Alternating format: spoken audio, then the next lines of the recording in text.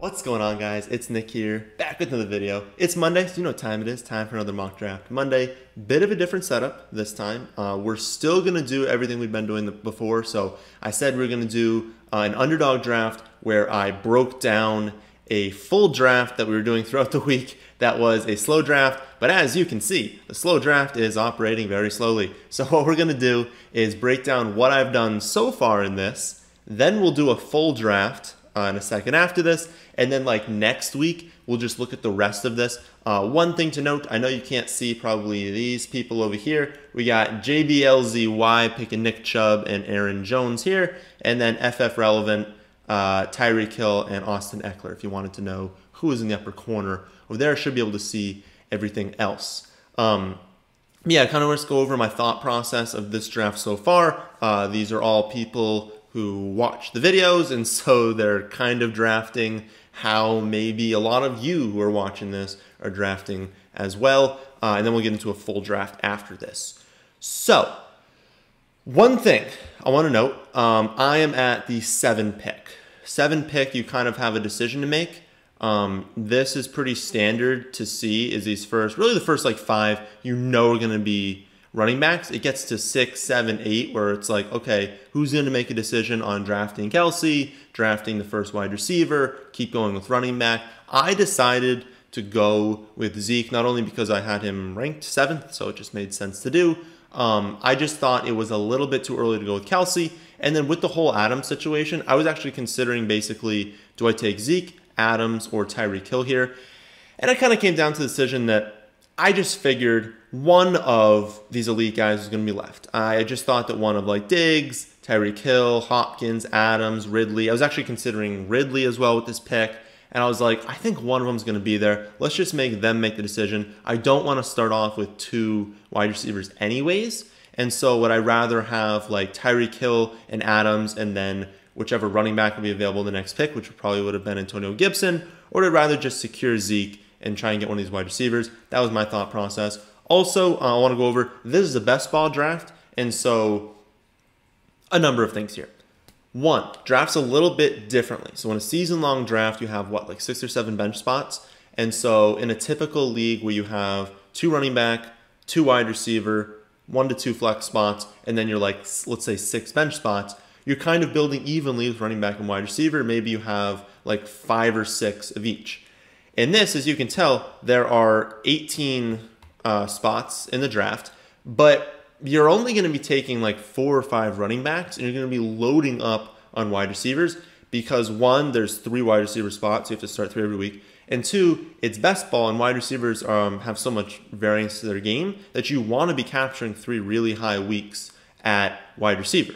And so by cycling in, 8, 9 wide receivers, you're probably going to be hitting on a few of them.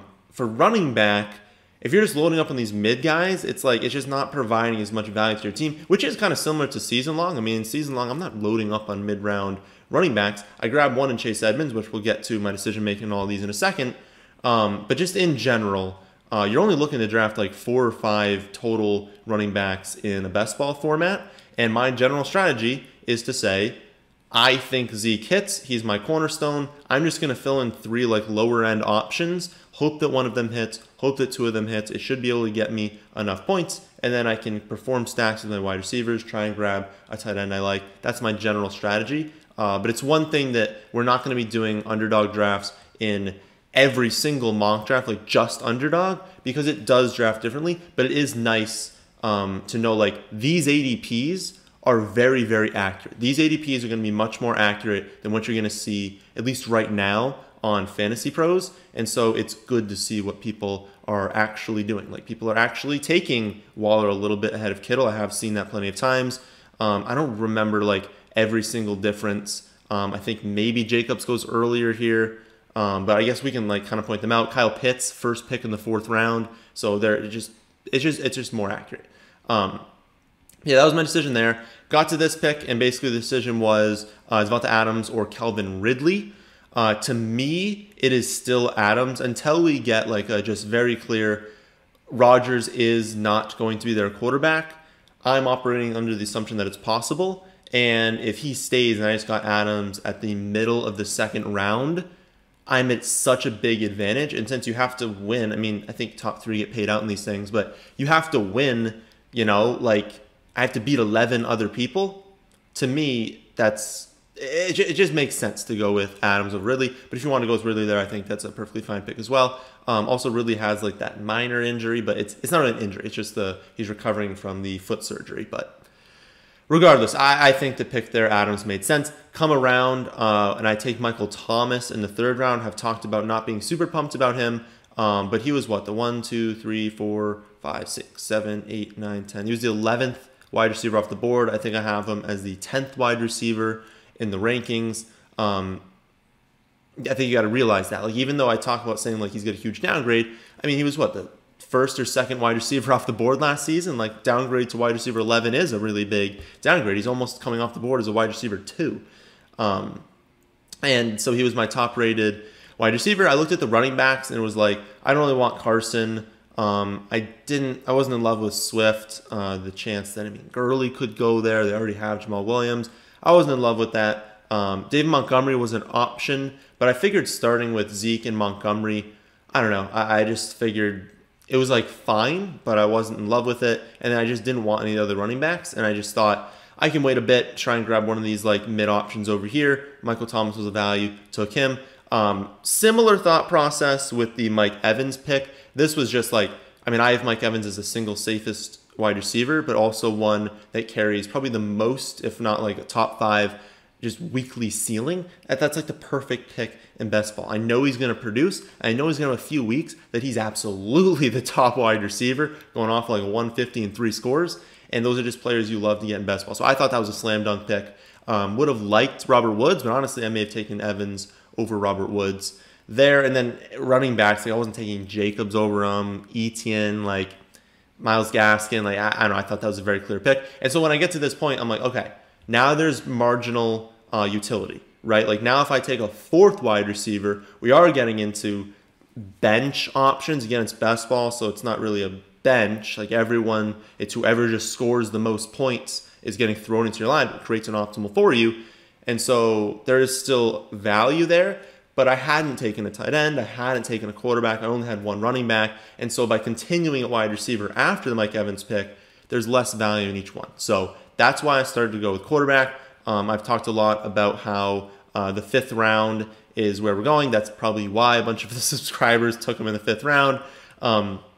I was considering, actually, I think it was Kyler with the 4 pick, but I thought it was too early. Again, my general stance is once we hit the 5th round, success rates really drop off for skill players, especially for running backs. And so why not take a quarterback we know is going to be awesome? Unfortunately, we see 3 go off the board in the early 5th, but I'm still perfectly fine with Dak. Also, my quarterbacks should always be stacks.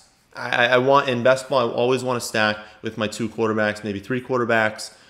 So I was going to potentially look at Aaron Rodgers, but I think someone took him in the 8th round. But I'm creating opportunities with all these other receivers. So like I might take Fitz. I might take Tom Brady if he didn't come off the board. I know I was planning on potentially getting him. I don't think he's come off the board, so I could get him in the next round. But you see, oh, well, you don't have a stack partner here.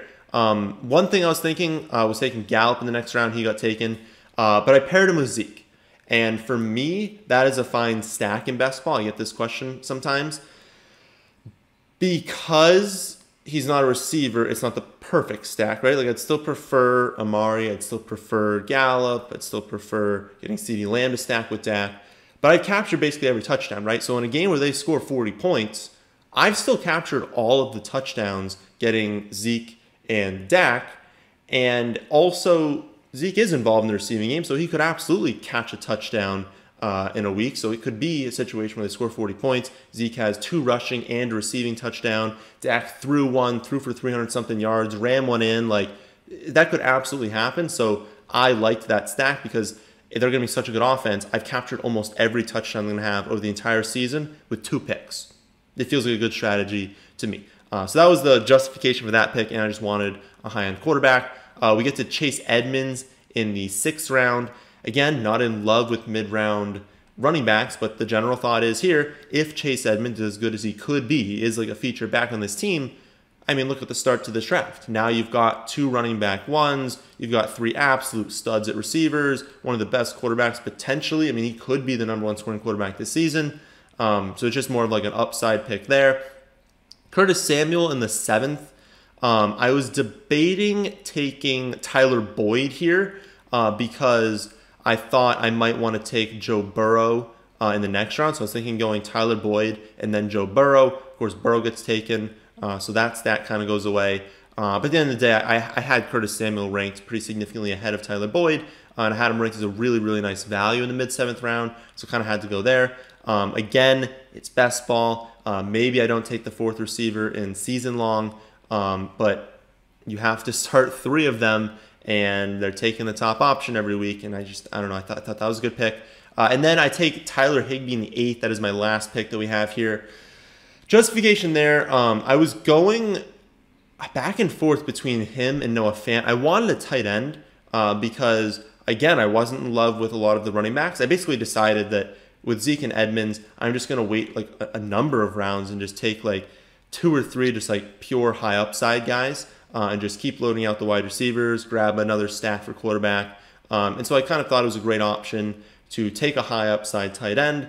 He was way too low in the rankings. When I looked at the rankings, which I will pull up on my other screen in a second when we do the mock draft, I looked at the rankings and he was way, way, way too low. And so I was deciding between him and Noah Fant. With Fant, I just thought they've got Judy, they've got Sutton, they've got the ground game. Like there's a lot of things there. And if Rodgers isn't going to be traded there, it's one of Teddy Bridgewater or Drew Lock throwing them the ball. And I just think that like my confidence level in that situation is much lower than the Rams. Like I know that they still have Kupp, Woods, and Akers, but it's a better offense, right? Like so they're more likely to be able to support more high-end options. We saw what he did to close like 2 seasons ago.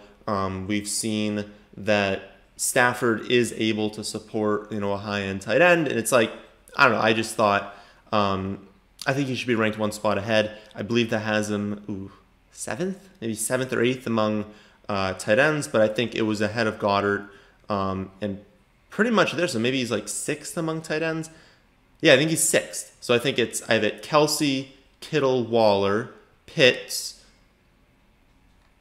It's 4, Andrews 5, Hawkinson 6. I think now it's Higby 7. I think he's now 7th in the rankings, but I'll confirm that when I pull them out. So that's the start to the team. Next week, I will show you the rest of this mock draft. But for now, we will show you a normal draft. So we're going to keep the typical setup with only 2 wide receivers. I think did we do 3 last week? I think we did 3 receivers last week in the 14-team league. We'll go back to a 12-team league this time.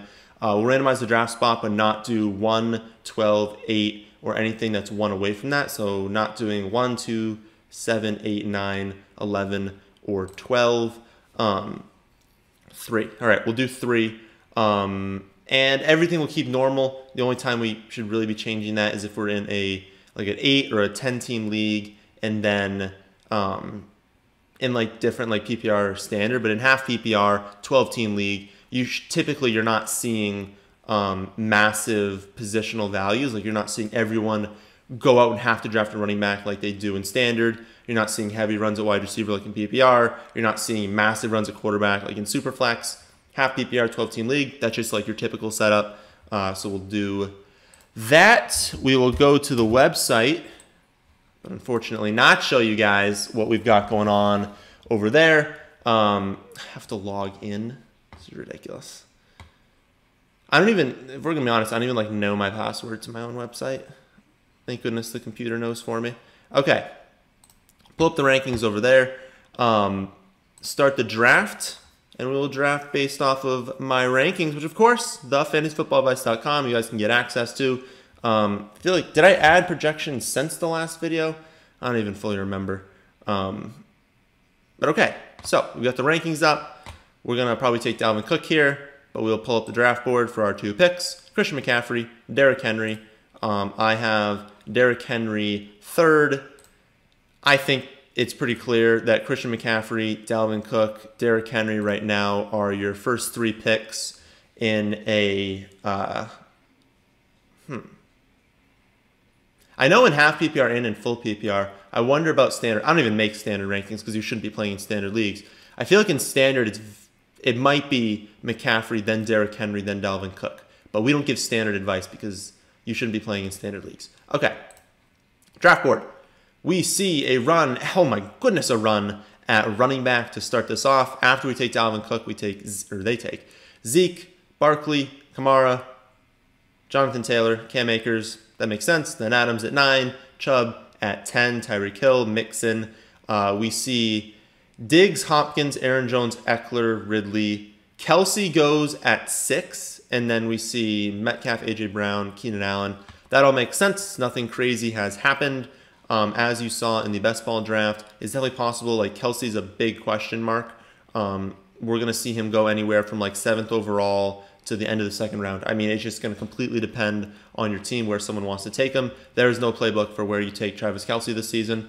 I'll say this, if I in half PPR sort by value, so the value they're providing to your team above a bench option at that same position, I have Kelce as the 4th most valuable player among all players, among all positions. He's the 4th highest value grade with we'll say McCaffrey, Dalvin Cook, and Alvin Kamara, 1, 2, 3. So that's technically, if we're just going off of what value they're providing you, that is where he technically should go, but I don't recommend taking him there. I think like late 1st round is probably where you want Kelce.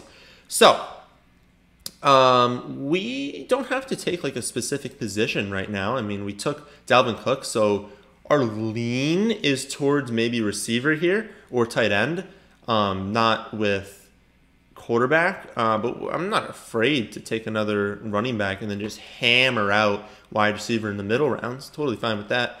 If we go based on the rankings, we see Nadja Harris 15th overall. We're at 22 right now, so that's a value. Kittle at 20, Justin Jefferson at 22. So if we're looking at like the top option in every position, it's pretty clearly Nadja Harris. And then after that, actually Gibson's at 21 as well. Yeah, I feel like we go with Nadja Harris here. I mean, obviously, like it'd be really nice starting off with Justin Jefferson, but I think we've been preaching lately. Just smart to take these 2 running backs. I know with 100% certainty that assuming neither of these dudes get hurt, let's be honest, they're going to be running back 1s. I think Najee Harris is pretty clearly going to be a running back 1 if he doesn't get hurt. And so I've secured 2 running back 1s. There are a plethora of wide receiver options in the middle rounds, but I'm tempted to take Darren Waller. What did I say the difference between Waller and Jefferson was? Jefferson 22, Waller 24, Rat 27, Dobbins way lower, Swift way lower. Yeah, we're not even considering running back right now. I have those guys ranked. Swift at like 32, Dobbins at 29, so no one's a value there. Still not quarterback. Again, quarterback, it'd be Mahomes in the 4th and then these guys in the 5th, like we talked about earlier in this video. Wide receiver, I don't necessarily see a really big value there. I don't know why I even said Jefferson. I mean, he got taken. Did I pull up the draft board? Okay, I did. Jefferson got taken. So the decision would have been between like Jefferson, Kittle, Waller, but Kittle and Jefferson go, and so does Clyde and Antonio Gibson. So if we're looking at the wide receiver options, top one for me is Allen Robinson at 26, Michael Thomas at 27, but Darren Waller, we have talked about a million times this offseason. I want one of these elite tight ends because they're true difference makers, but it's one of these 3 and then a cliff. So if we hadn't taken him, we'd be waiting a long time. We do take him though, and if we pull up our roster here, look at this gaping hole at wide receiver. I think it's fine. I think we're just going to hammer out wide receiver in these middle rounds now. So Dalvin Cook, Najee Harris, Darren Waller. Who goes after our pick? We do see Patrick Mahomes go in the 3rd round. We see Lamar Jackson and Kyler Murray go in the 4th round. We're not going to take a quarterback here. For running backs, we see Swift, Dobbins, Montgomery, Carson, and Miles Sanders go. And then wide receiver, Michael Thomas, Scary Terry, Allen, Robinson, Godwin, Cooper, Galladay, Evans, Woods, Julio, Lamb. Oh my goodness, would have loved Lamb with that next pick. That would have been an epic start. We're going to be taking wide receiver here, so I'll just sort by wide receiver since we know we are taking that position. Let's see, DJ Moore, Thielen, Kupp, Deontay Johnson. Oh, wow, Lamb would have been nice. So Kupp begins tier 5, one spot ahead of Deontay Johnson. I have them 45th and 46th. We're at 46th overall. Okay, good time to be taking them. But yeah, it's right in a row. Kupp, Deontay Johnson, then Brandon Ayuk. Remember, we're the 3rd pick, so we're probably going to get 2 options that we like. I have DJ Moore at 54, and the projections don't agree with me. That's what I was kind of looking at, was DJ Moore. Maybe I have him ranked too low. ADP-wise, he's the #1 option on Underdog, #1 option here. In my projections, he's the #1 option. But for my rankings, he's number 5 option available for us right now. So that's interesting. Maybe I need to revisit DJ Moore. I feel like I just want more news out of Carolina. Like, I don't know. What have we heard from Sam Darnold so far? I feel like I want some sort of report to come out that, like, Sam Darnold is doing okay, right? Like, he's doing fine for you. But I don't know if he is. And so if he's thinking it up, like, there are some really nice options. I mean, Cooper Kupp. And something I actually wanted to mention with Tyler Higby in the last one. My goal is honestly to just get a Rams player on every team. So if I'm part of probably 4 or 5 teams this season, I want a Rams player on every team. I don't want it to be the same one. I don't want Cooper Kupp on every team, but I want one with Akers, one with Woods, one with Kupp, one with Higby. Like, maybe I just have 2 Akers or 2 Woods or something like that. Those are probably my favorite 2. But the odds that no one on the Rams is good this season is 0%, right? So it just, for me, I just want a Rams player on every team. And so if I have Cooper Kupp as the #1 player right now, maybe I take him and I let the computer decide who's going to be my next player. I know it looks scary having, so we see Pitts go. Oh, that's interesting. Did a wide receiver even go? Lockett went, and I wasn't even considering him. Okay, so Pitts, Josh Allen, Josh Jacobs, and Lockett come off the board. So we still have another pick, whoever we wanted here. And Jamar Chase. I was also thinking about moving Jamar Chase up as well. Projections kind of say he's at the right spot, though. So what was I talking? Oh, yeah. It might seem a little scary to have Cooper Kupp as your wide receiver 1. The odds that he actually finishes as a 1, I mean, I'd put it less than 50% for sure. I'd probably put it at maybe 25, 30% that he finishes as a wide receiver 1. But he absolutely could. He could absolutely, I mean, what? If Cooper Kupp had 100 receptions this season, would you be shocked? I mean, this offense is going to be really good. But I think the fact that we can grab so many of these receivers right now, I don't need Kupp to be the one. I just need one of these guys to break out. Whether it's Kupp, whether it's probably Deontay Johnson, who is who I'm going to take here. But if I took Ayuk, if I took DJ Moore, I just want to get 4 or 5 of these guys. Someone just has to produce because I have free agency. I have the trade market. I don't need to draft 2 wide receiver 1s to go along with my 2 running back 1s and my tight end 1. The rest of my team is so good that it's okay if it takes me a little bit to figure out wide receiver. So that's kind of, and we talk about this at the end of every one of these mock drafts, is that where is my position I need to upgrade? Obviously, this one we're going to be talking about wide receiver and figuring out what we want to do there. But we're going to take Deontay Johnson here. Obviously means we're not going to have all those elite wide receivers in the next round because, I mean, let's be honest, there's a million picks that go by. So all those guys off the board, we've been sniped twice, okay, by the computer. CeeDee Lamb and Chase Claypool, absolutely wanted both of them. I guess for us, we took Deontay, so we're not going to be taking Claypool. But, man, would it have been nice to have that. And this is a good team. I mean, if Gaskin works out, Zeke, Gaskin, you've got Mahomes, and then you've got Keenan Allen, Lamb, and Claypool. It's a pretty good team. I'll say that I actually do prefer our start because we've grabbed this difference maker at tight end. I feel very confident about our 2 running backs. And I don't think they're dominating us at wide receiver. I mean, Deontay over Claypool. I think Lamb and Kupp are close. I do prefer Lamb.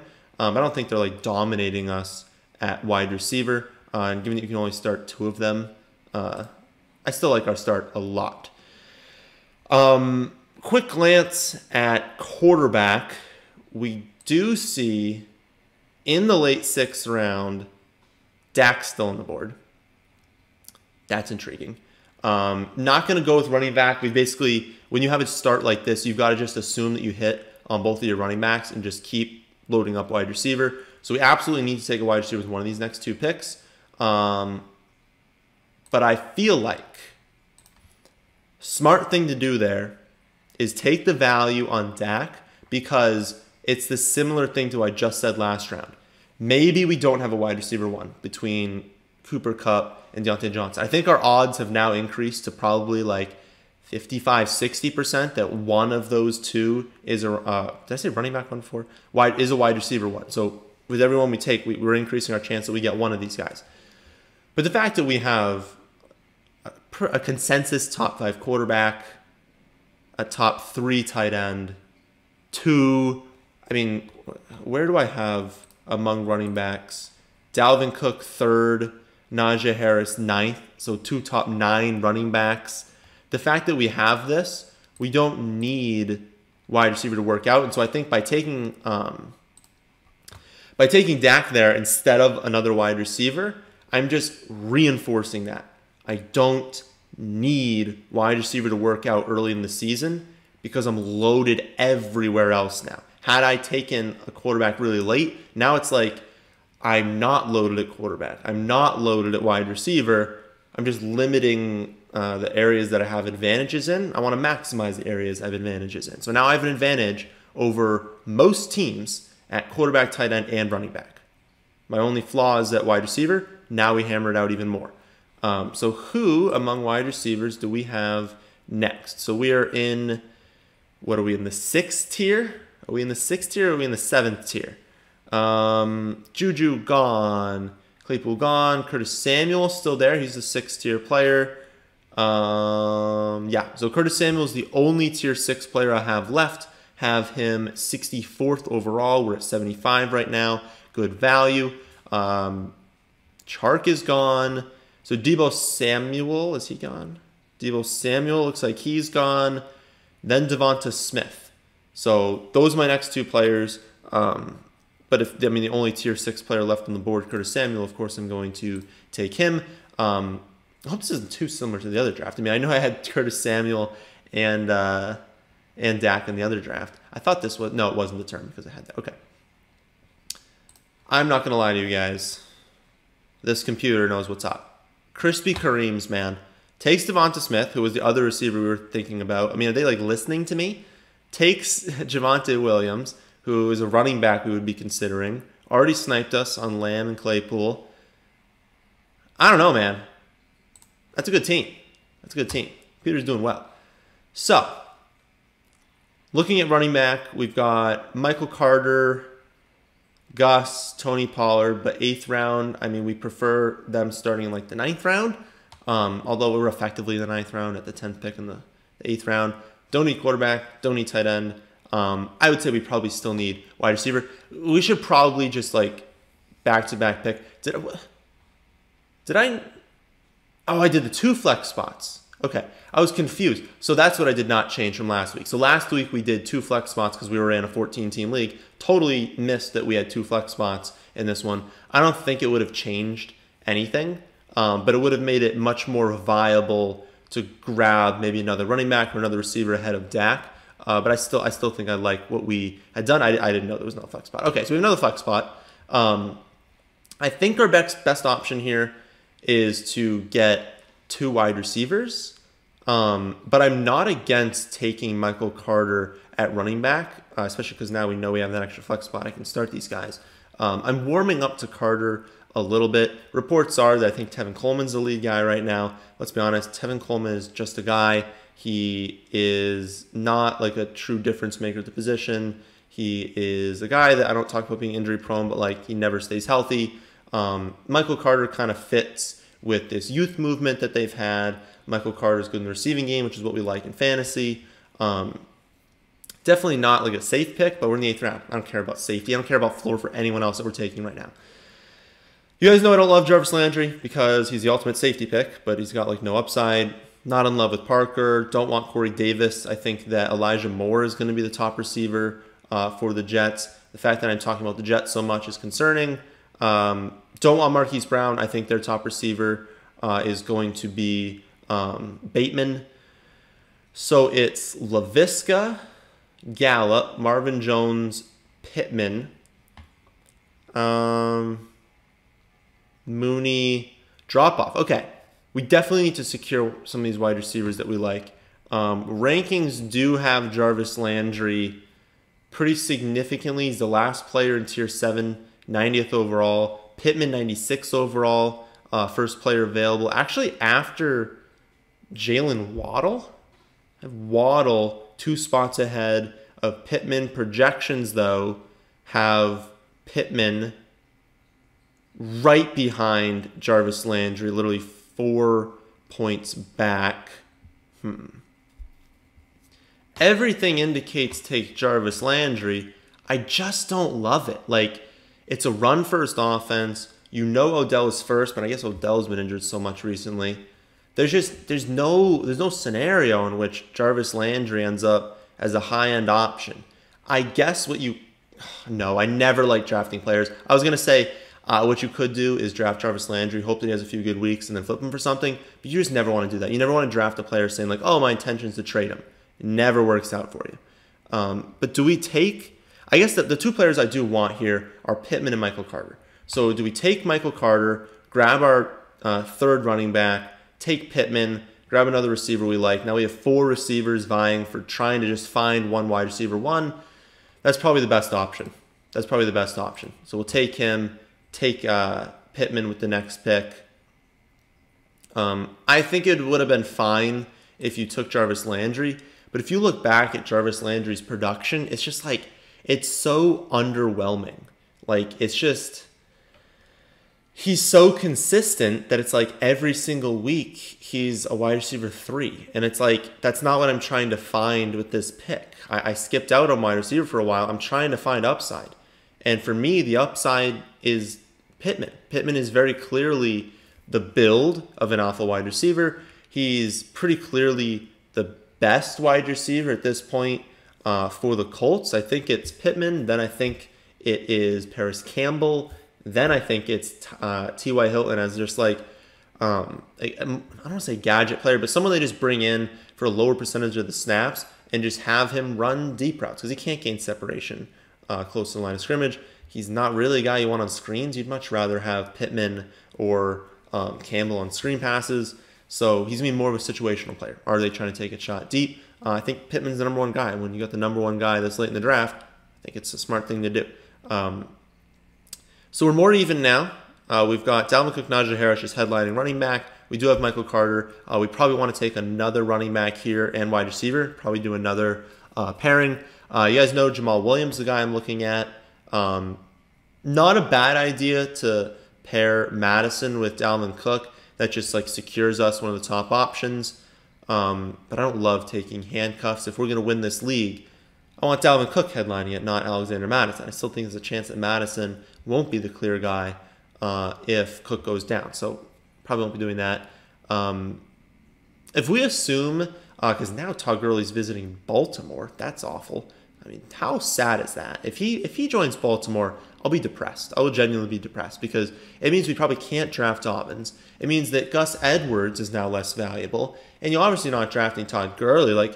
And you already weren't drafting Marquise Brown. Like, Bateman's the only guy I can draft now on a really good offense? Like, that, come on, man.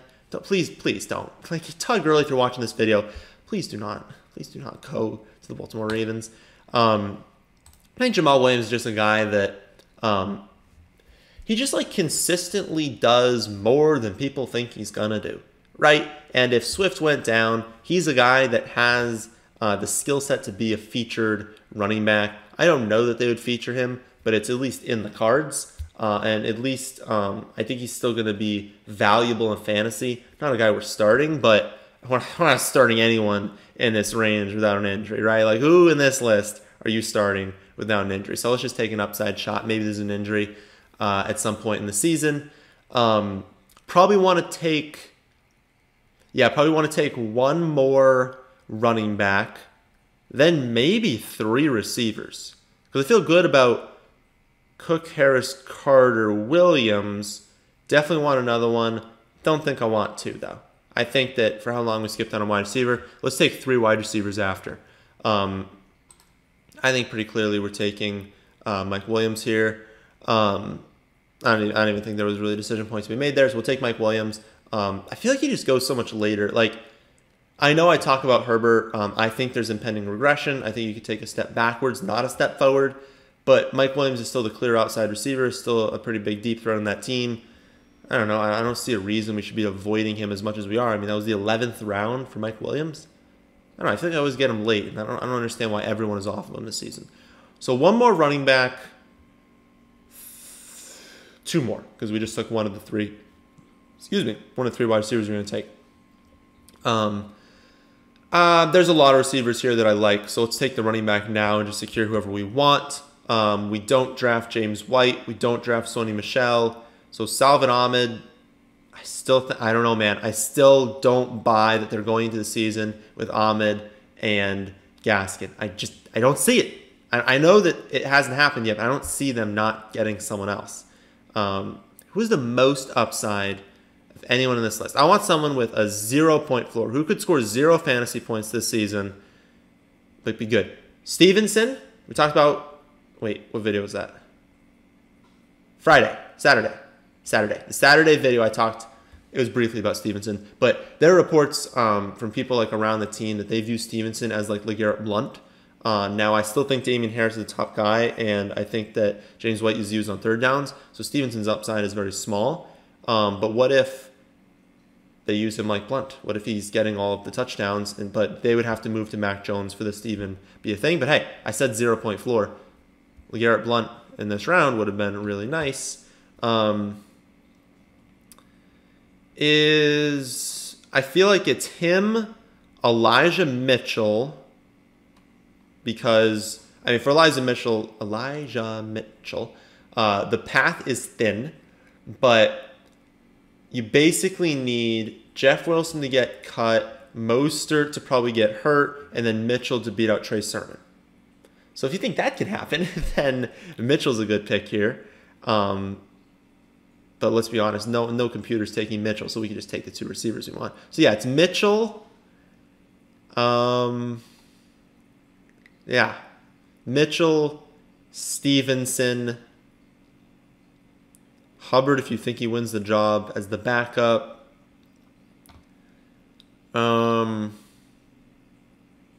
Madison. Let's be honest, the smart decision for us is probably to take Madison. I know I poo-pooed it earlier, but that was like 2 rounds ago. We're now in the late 12th round.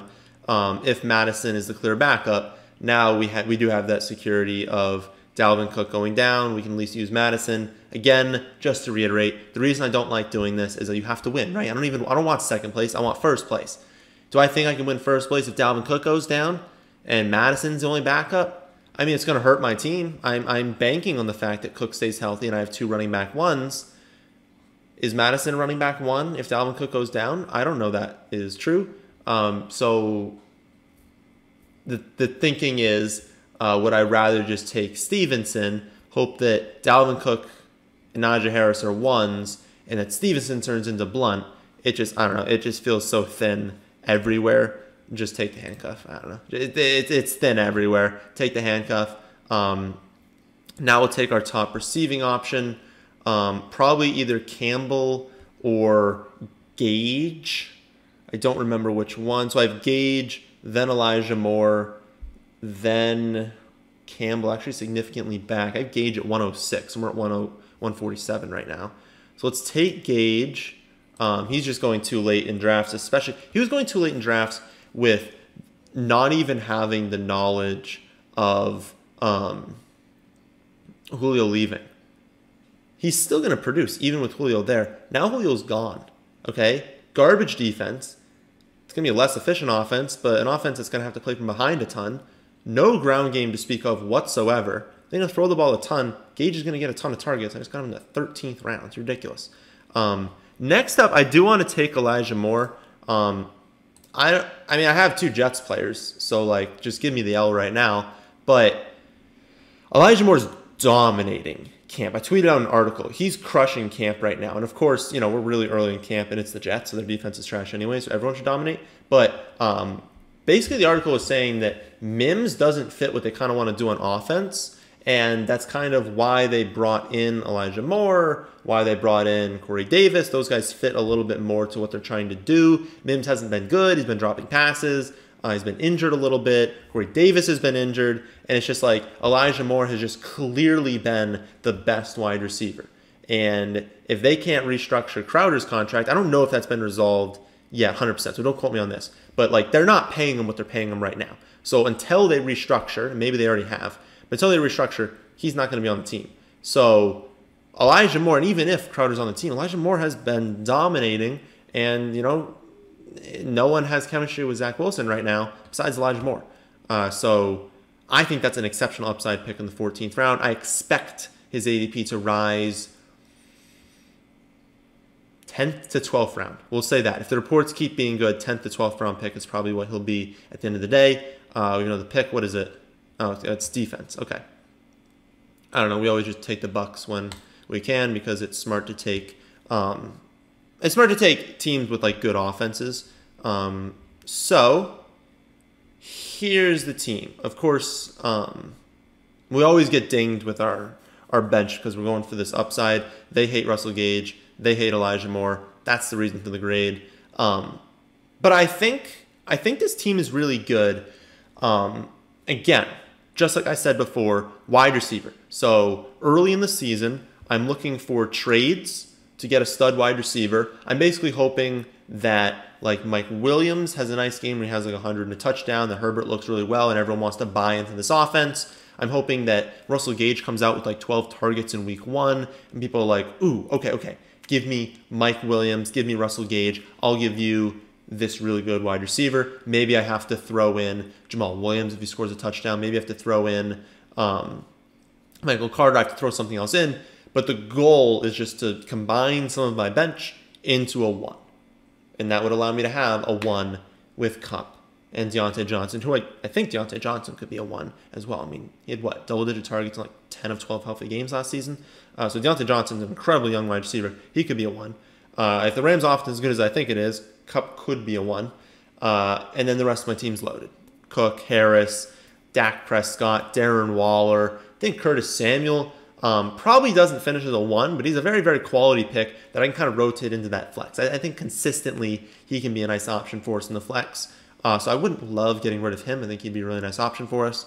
Does have that minor groin injury right now, but we're early enough to where it's like they're just being safe, right? They're just like, hey, you know, it's early in the season. Why would we risk you suffering any sort of injury? You're a player we're going to rely on this season. Just sit out. We're not even in. Are they even in padded practices yet? Like, it's too early to risk anything. So don't be too worried about that. So I think the team was solid. Don't think we had any like true decision points we need to go over. So I don't really know. Oh no, I didn't do stat of the day. Okay, I'm going to cut the video now. I'm going to look up stat of the day, and I'm going to give you guys your stat of the day. Bear with me for a second. Okay, we're back. This is a good test. Who actually watches the whole video? Everyone that you see that is complaining that there was no stat of the day in the comment section, they didn't watch the whole video, right? All right, so whoever answers stat of the day, I know you guys actually watched, or at least you skipped to the end, but you actually watched to the end of the video. Here is your stat. Should I make it bigger? Should I do like, I don't know, 20? Hope you guys can see that. So there were 19 players with at least 120 targets last season, okay? Most of them were drafted in the actual NFL draft in the first 3 rounds. Only 4 of them were taken after the 3rd round. Stephon Diggs, Keenan Allen, I believe both went in the 5th round. Darren Waller went in the 6th round. I think he was a 6th round pick. Who was the 4th guy who was not taken in the first 3 rounds of the draft last season? NFL draft, remember, had over or at least 120 targets on the year? Answer that. That's your stat of the day. We're going to know who watched the end of the video. That, my friends, is the end of this one. Hope you all enjoyed. If you did, then how about hitting that like button? And how about subscribing to the channel if you're new here? Thanks for watching.